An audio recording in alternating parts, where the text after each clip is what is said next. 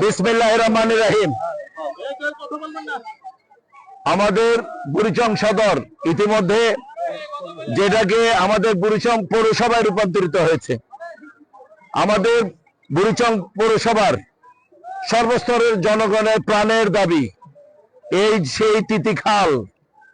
আমি গত ঈদের আগে ফেসবুকে দেখেই আমি এখানে এসেছি।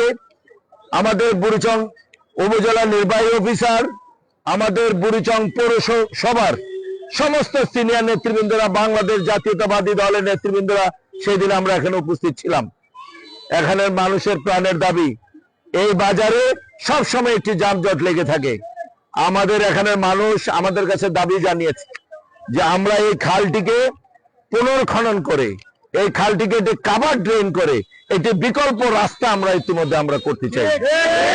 সেই জন্য আজকে উপজেলা নির্বাহী অফিসারের উপস্থিতিতে আমাদের বুড়িচং পৌরসভা এবং বুড়িচং উপজেলা বিএনপি তথা সমস্ত অঙ্গ সংগঠনের নেতৃবৃন্দ, সুশীল সমাজের নেতৃবৃন্দদের উপস্থিতিতে আজকের এই তিতি খালের এই পারন্ত বিকাল বেলায় এটার শুভ উদ্বোধন ঘোষণা করছি এবং ইনশাআল্লাহ ইউনূস সাহেব এবং অতি দ্রুত এটা একটি প্রজেক্ট করে এলজিইডি মন্ত্রণালয় দিবেন। আমরা ঢাকার মতো একটি কাভার ড্রেন করে এটিতে একটি বিকল্প চলাচলের রাস্তা আমরা। সবাইকে ধন্যবাদ। আসসালামু আলাইকুম।